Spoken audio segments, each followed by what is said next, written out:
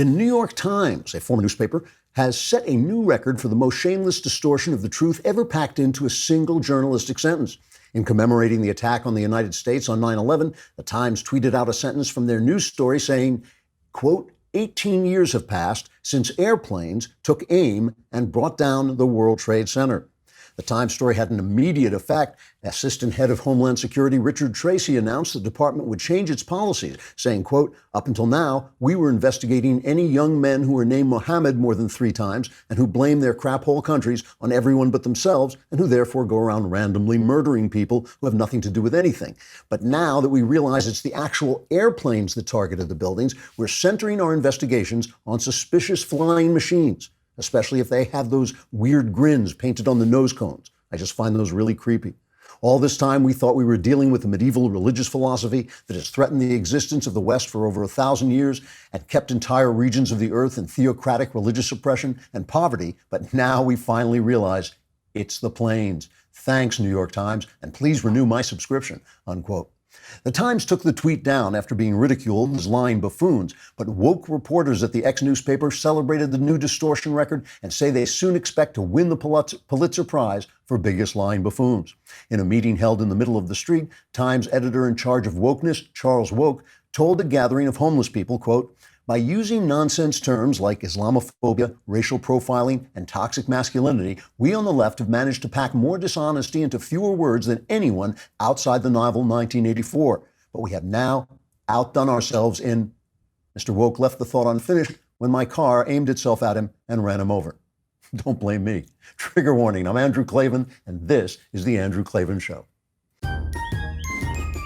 I feel hunky-dunky, life is tickety-boo. Birds are winging, also singing hunky-dunky-doo. Ship-shaped, tipsy-topsy, the world is zippity-zing. It's a wonderful day, hurrah, hooray! It makes me want to sing. Oh, hurrah, hooray! Oh, hooray, hurrah! All right, we are here and broadcasting to you from New York City.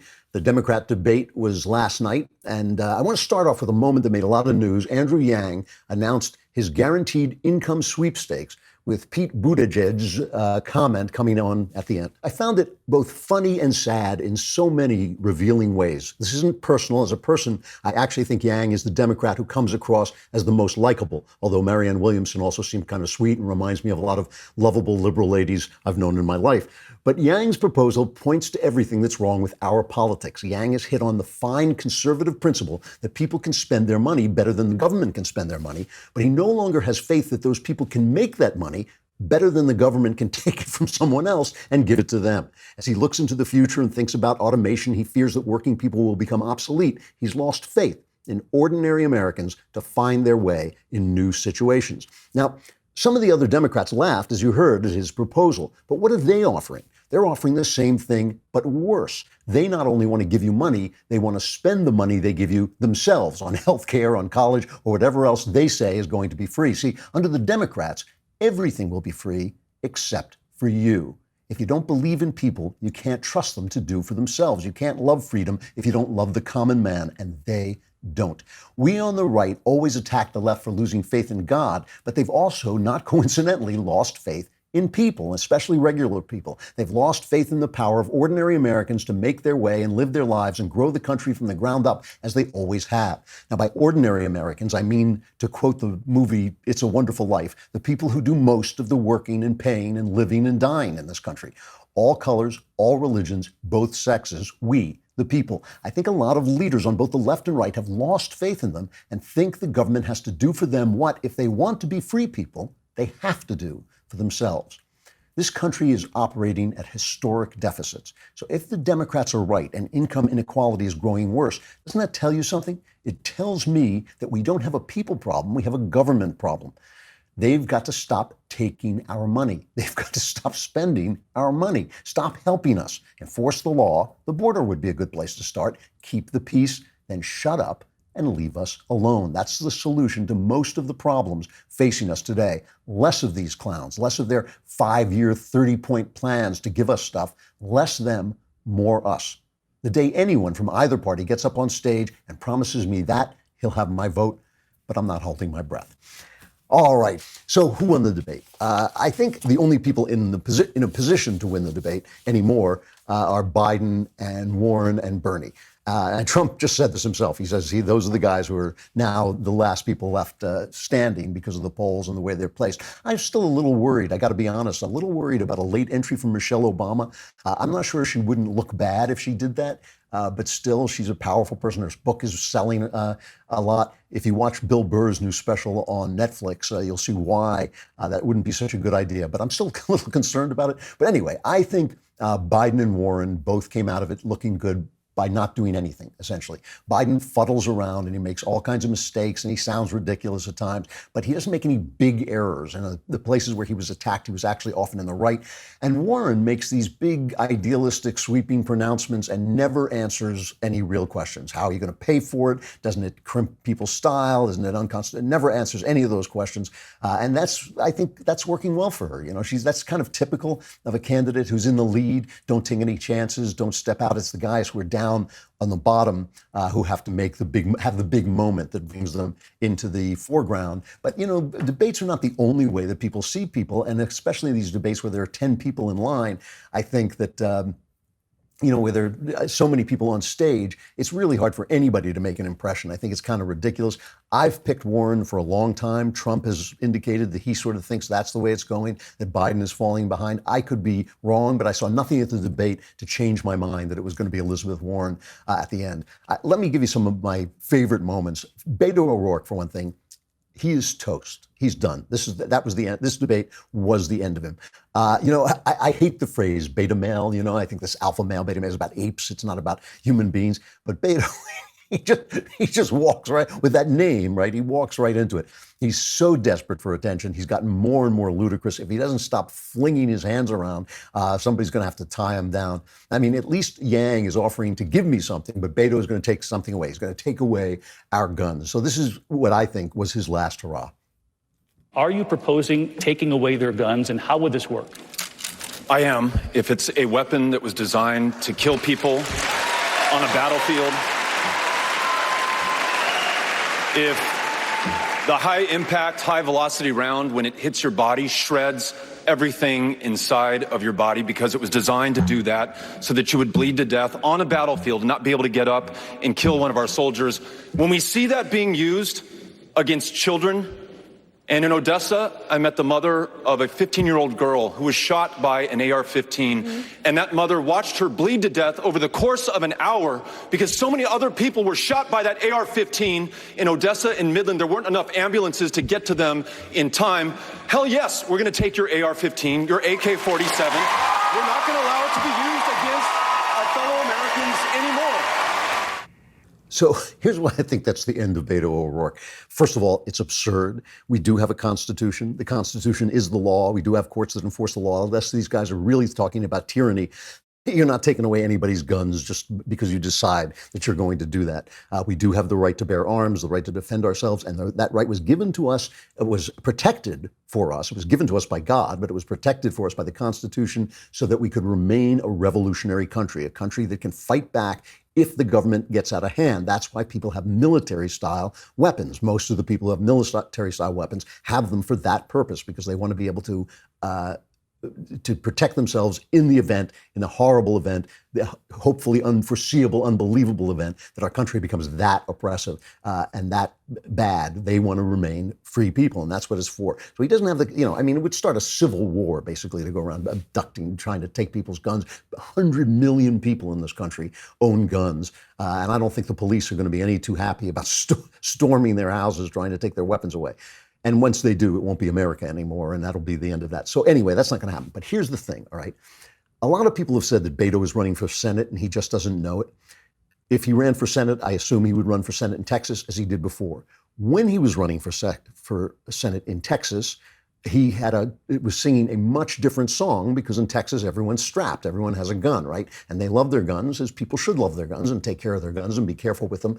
And here is what he said in a radio interview with Chad Hasty when he was running for senator in Texas. I own an AR-15. A lot of our listeners own AR-15s. Why should they not have one? To be clear, they should have them. If you purchase that AR-15, if you own it, keep it. continue to use it responsibly. So there, what you have there is a beta male basically saying whatever he thinks he needs to say. And now you heard the audience cheering for destroying the Second Amendment.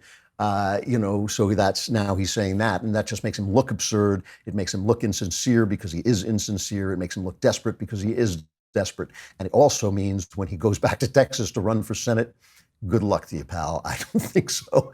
Maybe he's going to run. Maybe he's going to declare he's a resident of Connecticut or something like that. But I don't know where he goes from here. I think he really, the guy didn't need a gun to shoot himself in the foot, but I think that's what he did. The thing that is really disturbing, that was really, really disturbing, is Kamala Harris, who I also think is fading from the scene. And the reason she was the one I really feared at the beginning because she's got a good resume, she's smart, she's sharp, but she just is sinister and insincere. And every time she opens her mouth, I think a chill goes up my spine. But this was the moment that, to me, kind of encapsulated the Democrats, but she said the quiet part out loud.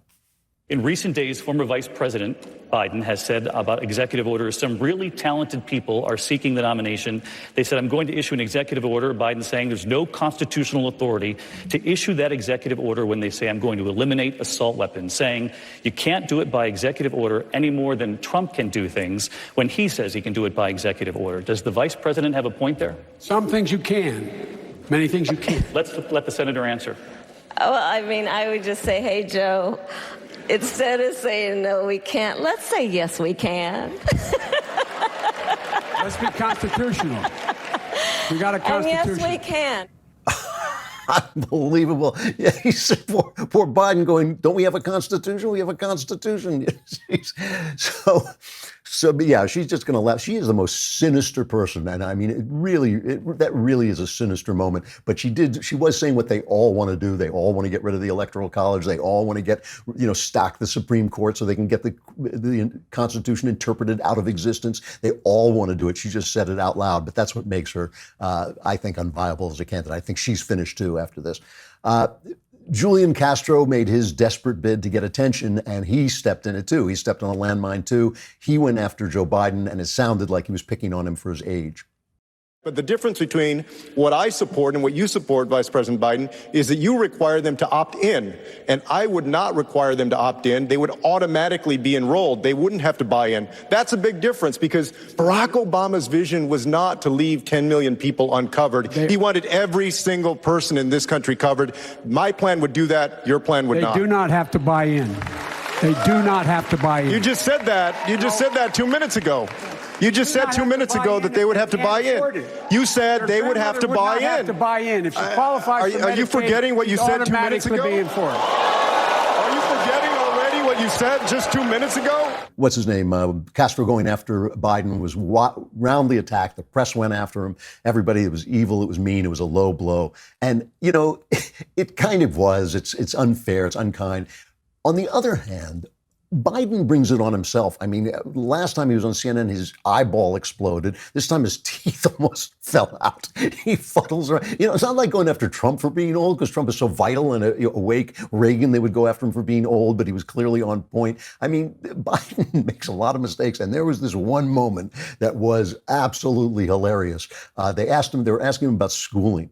And he said, one of the things about schooling, and this is a fair point, although what he was saying was ridiculous, but one of the things about schooling is the teachers, like cops, get blamed for all the things that come to them, but people in their homes, a lot of kids have problems in their homes, and poor kids have problems especially. They don't hear as many words. They don't get as well taken care of as middle class and upper class kids. And so they come to school with deficits starting out. And so he said they've got to train parents on what to do at home. And here was his solution.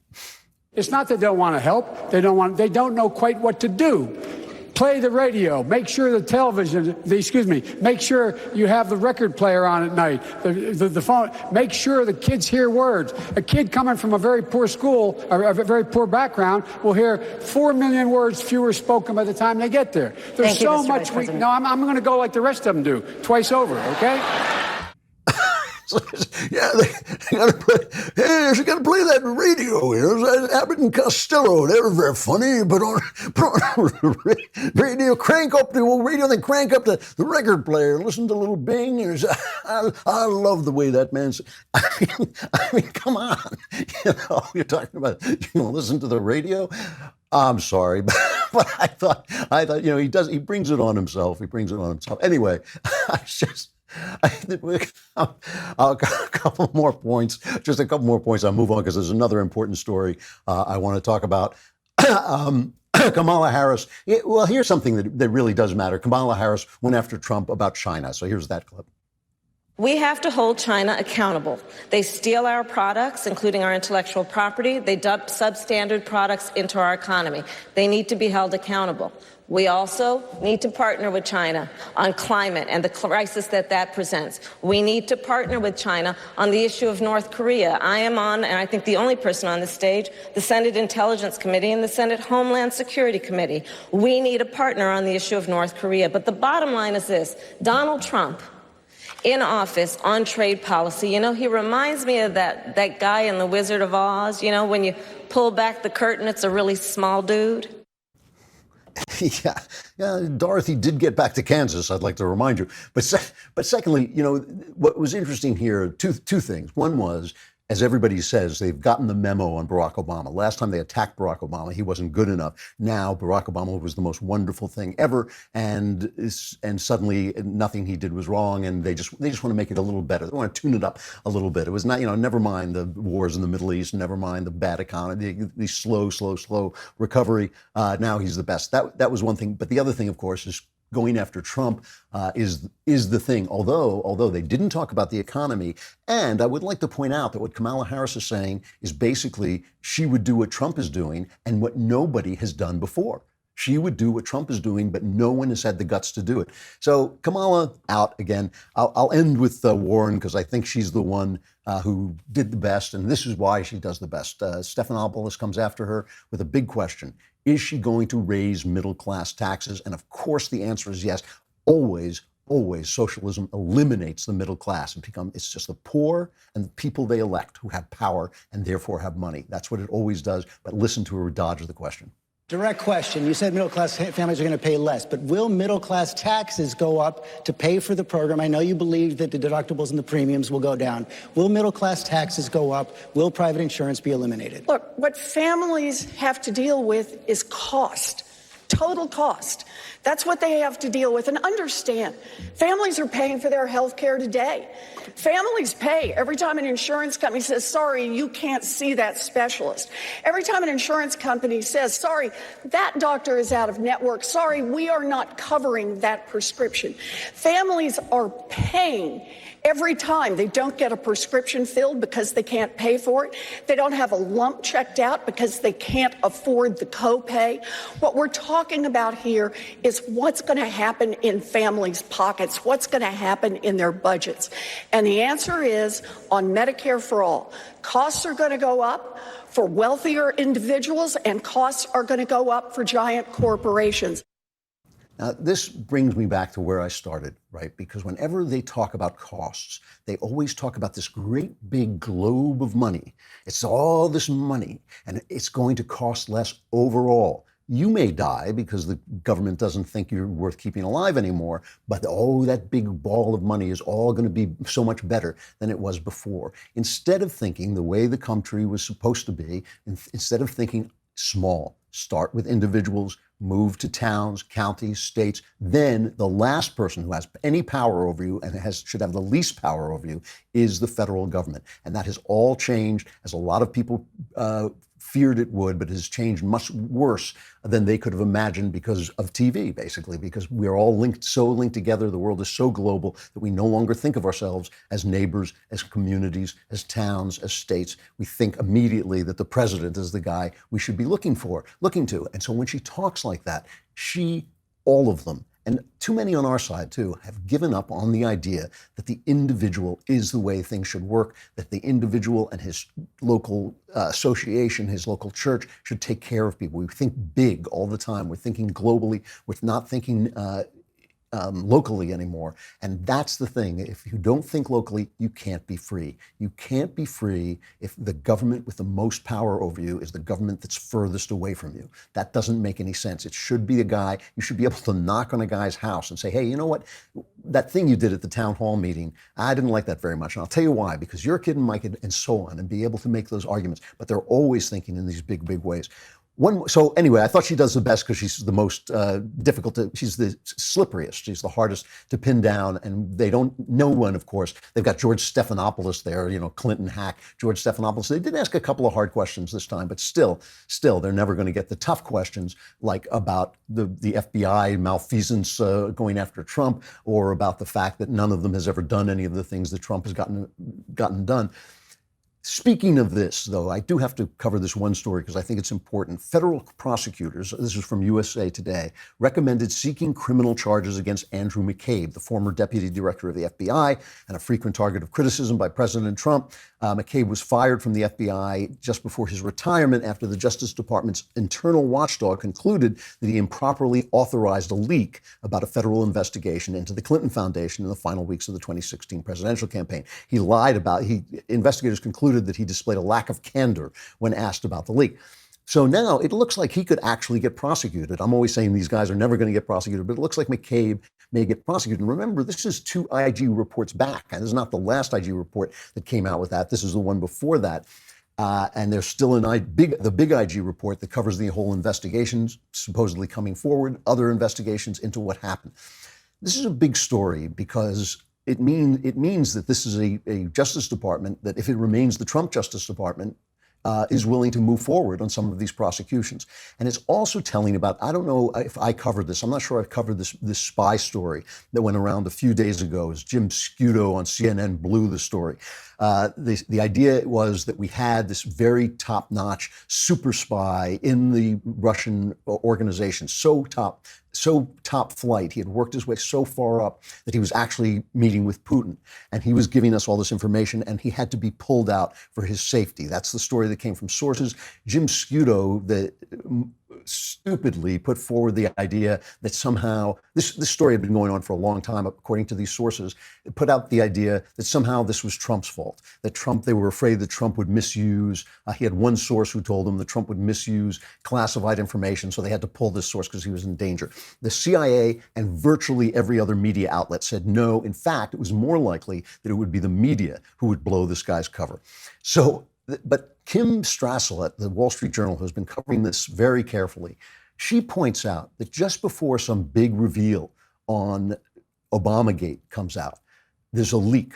And the leak is meant to give cover to the FBI and the intelligence community who investigated Trump in order to get him out of office, basically, who came up with this whole Russia collusion fantasy that we had to live with for 2.5 years. And what Strassel is saying is these leaks come out from sources, and the dutifully left-wing press goes out and writes these stories that make the FBI look better. Because if we had a super spy in place who was talking to Putin, well, maybe it wasn't just the Steele dossier that they used to get this FISA warrant. Maybe they knew more. And this whole thing stinks. And so it may mean that the IG report coming up is going to look really, really bad for the Obama administration. I certainly hope so. I think they have earned it. All right, we have got an interview. Now, I've told you about this piece in the Claremont Review of Books. Christopher Caldwell. Caldwell is a journalist. He's written everywhere. He's written the Post, New York Times, the Wall Street Journal. He was a senior editor at the Weekly Standard. And he wrote this spectacular piece on Brexit and the meaning of Brexit and why it's so hard to go forward with it. I asked him to come on. He was gracious enough to come on, did an excellent interview explaining some of the things we're seeing in Britain right now. Here's Christopher Caldwell. Christopher Caldwell, thank you so much for coming on. I appreciate it. Delighted. Your piece in the Claremont Review of Books was one of the best pieces. I think it was the best piece on Brexit I've read. I think it was just so insightful and explanatory. Explain to people what's not to like about being in the EU for Great Britain. Well, it's pretty much a bedrock thing. It's a matter of of being ruled by people like you. I think it's the same problem that any sort of province has within a larger empire. Britain joined the European Economic Community in 1973 at a time when it was really a set of regulatory and trade arrangements, and voted on it, voted to go in its first ever referendum. But in 1992, after the Maastricht Treaty, the European Union became a totally different thing. And Britons do not feel that they ever consented to this more and more ambitious political project of Europe. And they demanded a referendum to decide whether they belong in Europe or not. Parliament granted one. And in 2016, they voted to leave the European Union.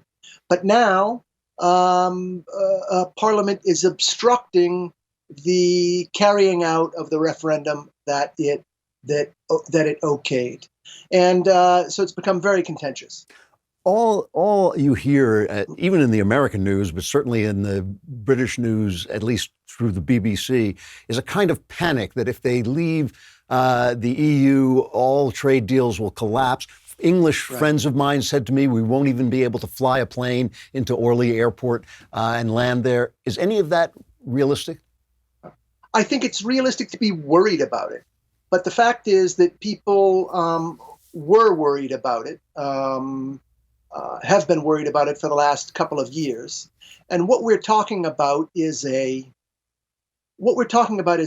some short-term inconveniences that could be larger inconveniences. So the normal ones are a backup of trucks at the Dover-Calais tunnel entrance. That would last for about 3 hours. On a more serious level, a short-term cutoff of medicines, certain important medicines, which could be dangerous for certain people. But all in all, we're talking about an event that is much less grave than, say, our own, I don't know if any of your viewers remember the Y2K bug. Right. But, it's that type of thing. It's not a very serious thing. It's a useful rhetorical strategy, I think. One of the things you talk about in this piece in the Claremont Review that I don't think I've seen anyone else talk about, is the way that joining the EU not only transferred power from Parliament to Brussels, but also transferred power from democratic institutions to legal institutions, to judges, basically. Can you explain how that works? Right. Well, Britain has a slightly different, of course, our constitutional system arises from Britain's, but and we have its idea of freedom, but they administer it in a very different way. And one thing that's very different about British democracy and American democracy is this absoluteness of parliamentary sovereignty. Walter Bagehot wrote about this in the 19th century. The American ideal is balance. It's like executive, legislative, and judiciary branches. The British idea is kind of a streamlined power that works through Parliament. And their executive and their judiciary have traditionally worked through Parliament too. Now, when you join the European Union was, a lot of people describe it as a treaty, like, if we can join NATO, why can't we join the European Union? It's very different. It's not a treaty, it's a merger.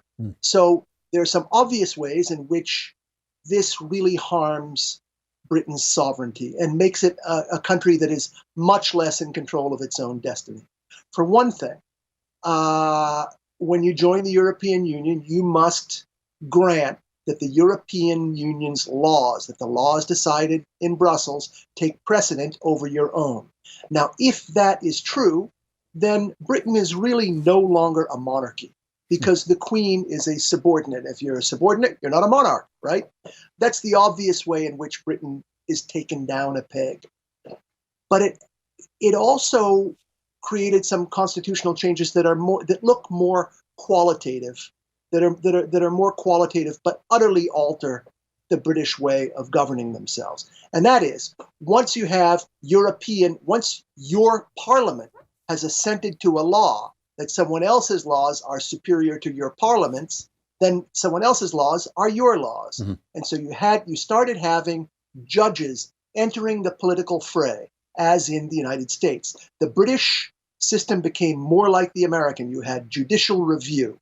You had judges coming in and overturning laws that they didn't like, laws that were in conflict with, say, the European Union's ideas of human rights. And so the Britain's self-rule eroded not only from without, but also from within. Wow, that is amazing. Now, Theresa May obviously came in and she said Brexit means Brexit, but she clearly didn't mean Brexit means Brexit, and she wasn't committed to it. Boris Johnson has made a lot of noise about this, but I've talked about that he's pulling out. He is definitely going to pull this off. But I've talked to conservatives in Britain who don't entirely trust him. Where do you stand on the Boris Johnson question? Well, there are people who believe that. I would say that, Boris Johnson has had a lot of political personalities over the years. Remember, he was a member of parliament, but his first major national job was as mayor of London. Now, London is a very multi-ethnic, very culturally liberal, very cosmopolitan, very complicated city. It's not running a big city is not a place for dogmatists. Mm-hmm. So just by the fact of having got himself elected mayor of London, Johnson has proved himself a guy who is totally willing to compromise when he must. That's part of the job.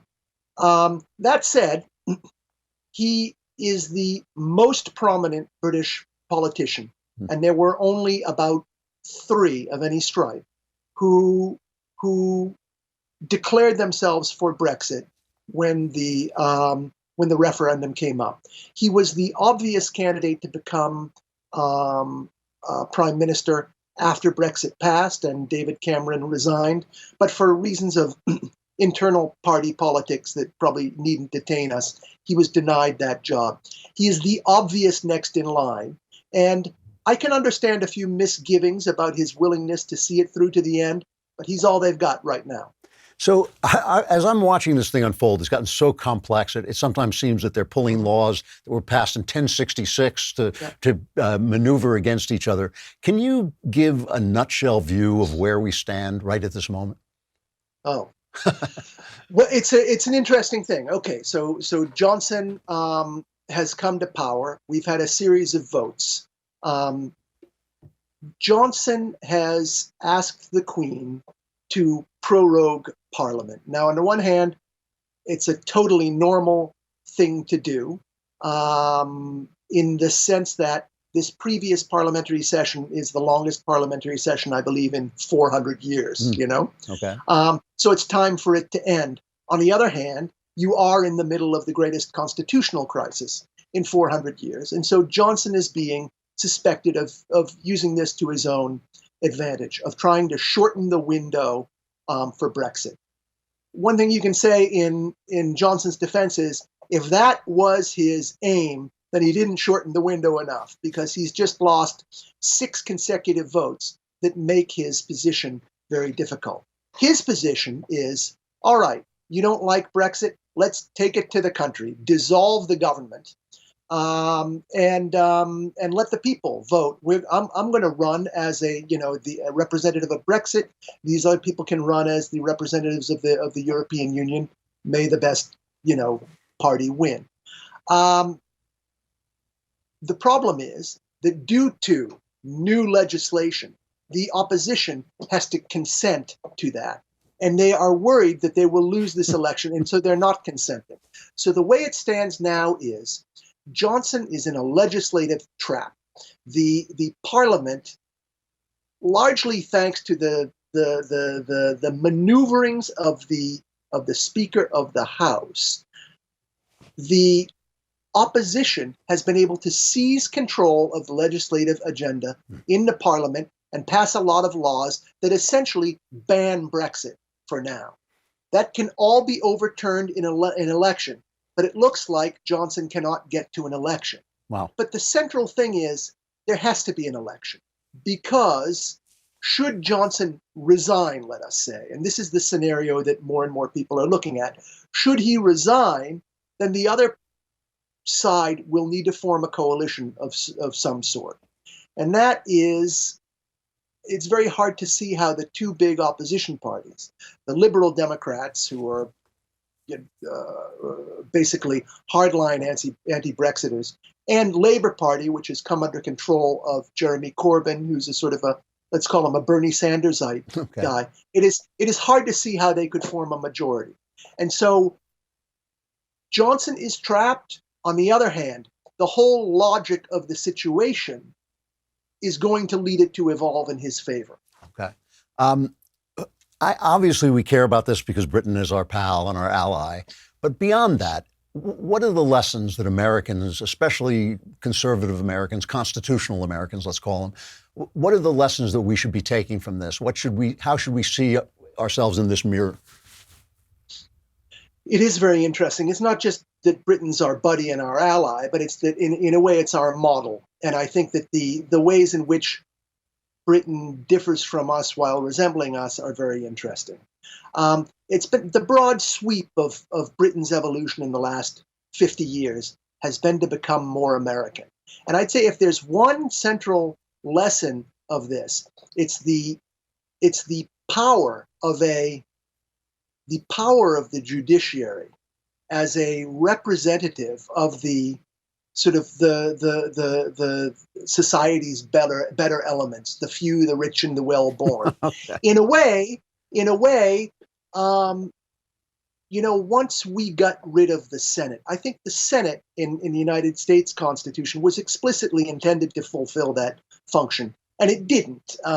For various reasons. That's a different argument. But the judiciary came to replace it in a certain way. I think Britain is sort of imitating our use of the judiciary as an explicit check on the democracy of the country. Interesting.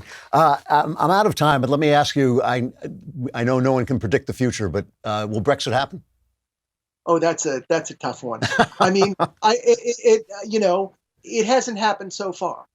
The tools that the minority side in this referendum has to thwart the will of the Democratic majority, they seem sort of like ad hoc and here and there, but they've been sufficient so far. Okay. Well, Thank you, Christopher Caldwell. Thank you so much for coming on. I hope people will read your piece in the Claremont Review of Books, and I hope you'll come back and talk again. I'd love to. Thank you very much. Thanks a lot. Really, really great piece, and you should read it. You should read Claremont Review of Books anyway. That and City Journal from Manhattan Institute are two of the best magazines out there, and a lot of places where a lot of the cant disappears, and you just get the information. A final reflection before the Klavanless weekend sucks you all into the oblivion and destruction you know so well. I started out by attacking the New York Times, and I'd like to finish off by attacking the New York Times because they stink. They did something, I guess it was September 12th, so it's yesterday. There's a new comedian who has been named as one of the newest Saturday Night Live cast members. And I'm sure you can understand that in the life of a young comedian is one of the great days of his life, right? This is a wonderful, wonderful thing that happens. The New York Times, in a story written by Nancy Coleman, runs a story saying a comedian named on Thursday as one of the newest Saturday Night Live cast members made racist remarks mocking Chinese people and used a racial slur in a podcast episode last year. The comments were uncovered by a comedy journalist. That's something we really, really need. We really need comedy journalists to uncover funny things that people said. That's really important. It came out several hours after NBC announced that the comedian Shane Gillis, 31, would be joining the cast along with two other performers, one of them the show's first Chinese-American player. Unbelievable. This is an unbelievable piece of cruelty and nonsense that the New York Times would essentially join with these Twitter buffoons who go on and hunt up things when some guy wins the Heisman Trophy or wins an award or gets a part or is going to host the Oscars, and they dig up these things that they can skew to look like he's a bad guy, that look like he said something. The comedian's job is making fun of people. It's making jokes about people. It's making stupid jokes. It's making silly jokes, making jokes the rest of us wouldn't make. It's doing all those things. So Shane Gillis, when he did this, was doing his job. The people who are reporting on this, who are supposed to be reporting on important things that matter to us in life and matter to the good and furtherance of our republic, are not doing their jobs when they do this. It's just made to make people afraid of disagreeing, and people are afraid, and they are succeeding in this, and shame on them. Shame shame on them. It's a disgusting thing to do to a young man at this moment in his career. If he had killed somebody, yes. If he had buried a body in his backyard, yes. That he made jokes about Chinese people, we live in this wonderful multicultural, multi-ethnic society. We should be making jokes about one another. It's a great way to dispel hostility, and it's also part of the comedy of being here. And I just want to remind you that the New York Times, just last month, just in August, ran this story complaining a loose network of conservative operatives allied with the White House is pursuing what they say will be an aggressive operation to discredit news organizations deemed hostile to President Trump. Remember this? They went on. Let's play the guy, Jeremy Peters, I think his name was, who wrote this story and what he was complaining about. This is just the latest escalation under a president who has called the media the enemy of the people. And what that has effectively done is embolden the president's allies, this group of people who are connected to Donald Trump Jr., to start looking at the online histories going back, in some cases more than a decade, of journalists who, in some cases, don't even cover this administration. And what they've done is they've tried to pull embarrassing things, find unflattering things in the social media histories of these journalists. And I'm talking about journalists at the nation's top news organizations, like the New York Times, Washington Post, CNN, entities which have already been targeted by these conservative allies of the president's.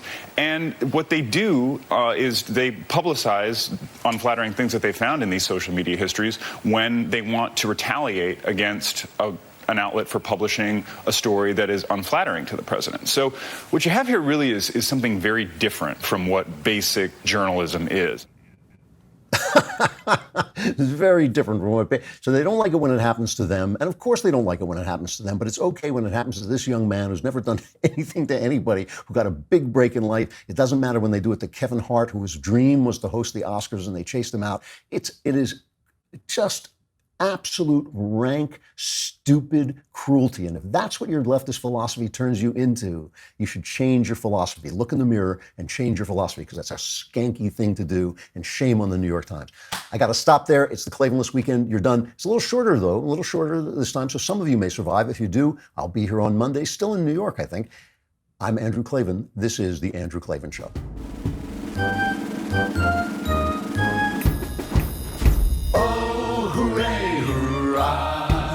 The Andrew Klavan Show is produced by Austin Stevens and directed by Mike Joyner. Executive producer, Jeremy Boring. Senior producer, Jonathan Hay. And our supervising producers are Mathis Glover and Robert Sterling. Assistant director, Pavel Wydowski. Edited by Adam Sayevitz. Audio is mixed by Mike Cormina. Hair and makeup is by Jesua Alvera. Animations are by Cynthia Angulo. And our production assistant is Nick Sheehan. The Andrew Klavan Show is a Daily Wire production. Copyright Daily Wire 2019.